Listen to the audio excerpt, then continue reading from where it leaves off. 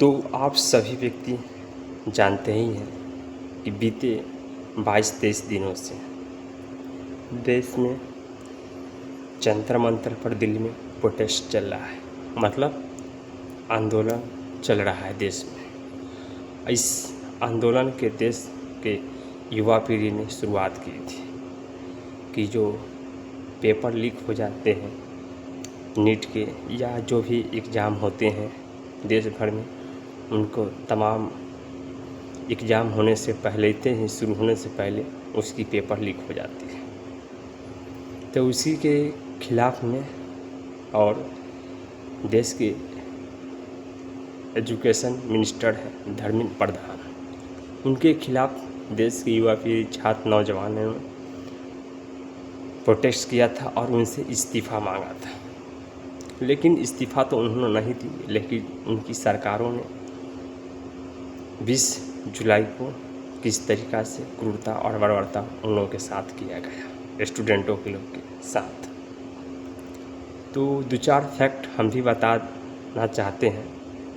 हालांकि जो भी हमारे साथी लोग हैं वो भी कई दिनों से कह रहे थे, हमसे पूछ रहे थे कि जंतर मंतर पर जो घटना घटित हुआ है, चाहे जो भी प्रोटेस्ट चल रहा है, उसके बारे में तुम लिखता क्यों नहीं है, बोलता क्यों नहीं है।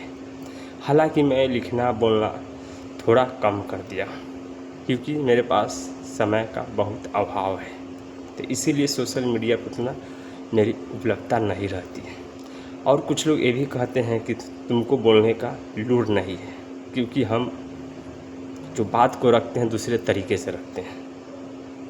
मतलब जितना अगर कोई सुने तो या तो मार कर लेवे, और ना तो जो उसको अगर मन में हो वो चीज़ कर ले। तो हम भी अपनी बातों के बहुत ख़राब तरीके से रखते हैं। तो सरकार किसकी है? आरएसएस और बीजेपी की है, दो व्यक्ति की सरकार है।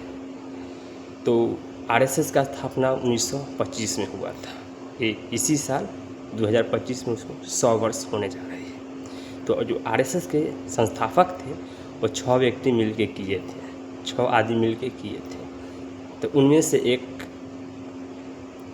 व्यक्ति ने किताब लिखा था बंच ऑफ थॉट, उसका पेज नंबर तो नहीं बता सकते हैं। तो उस व्यक्ति ने, आरएसएस वालों ने, उसका नाम ध्यान में नहीं आ रहा है, तो उसने लिखा था कि हम अंग्रेज़ की गुलामी करना पसंद करेंगे, लेकिन पिछड़ों और दलितों को अधिकार देना पसंद नहीं करेंगे। तो तुमको क्या बुझाता है?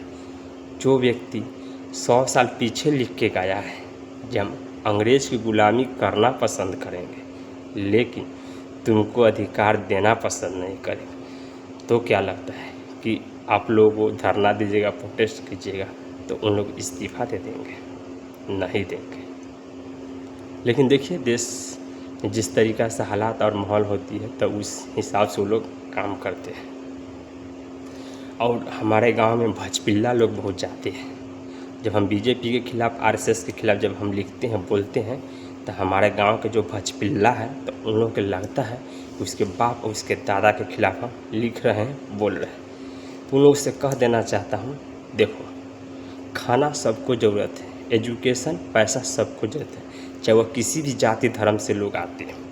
पढ़ाई लिखाई नौकरी हर जाति धर्म के लोगों के लिए है। अगर तुम ये कहें कि नहीं केवल हम ही लोग पढ़ेंगे लिखेंगे, तो खैर बातें ही कुछ अलग हैं।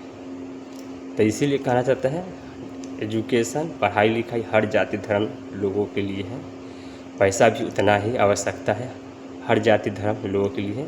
सरकार है, लोकतंत्र है, और लोकतंत्र का जो किस तरीक़ा से डेमोक्रेसी या लोकतंत्र हम लोग कहते हैं वो दौर गया जयप्रकाश नारायण वाला और राम मनोहर लोहिया वाला, आराम विलास लालू यादव वाला, जो लोग इंदिरा गांधी के सत्ता को उखाड़ के बिक दिए थे दिल्ली के रामलीला मैदान से। हालांकि अब वो दौर नहीं है, तो इसीलिए थोड़ा हम कम लिखते, बोलते हैं कि जो मेरे गांव में इर्द गिर्द रहते हैं तो भचपिल्ला लोग ज़्यादा हैं। तो हम नहीं चाहते कि उन भचपिल्लों के, अब एक ही गांव में एक ही पंचायत में रह के उन भचपिल्लों का नाराज कर दें। और 10वां के हिस्ट्री में पढ़ लीजिएगा, एक और फैक्ट बतला दे रहा हूँ, भारत में राष्ट्रवाद है 4 नंबर पार्ट पेज में है, उसमें 14 नंबर एब्जेक्टिव में है आरएसएस का स्थापना कब हुआ था। और वो जो बात बोले हैं कि अंग्रेज़ों को गुलामी करना पसंद है लेकिन पिछड़ों और दलितों को अधिकार देना पसंद नहीं है, वंश और ठौद में लिखा गया है। अब जिस व्यक्ति ने लिखा है उसका नाम ध्यान नहीं आ रहा है, उस व्यक्ति का भी नाम, हाँ, लेकिन 6 गो आरएसएस का स्थापना में से एगो था उसमें, गोलवलकर, जिसका नाम था गोलवलकर हेडवार्ग, यही से लोग कहते थे।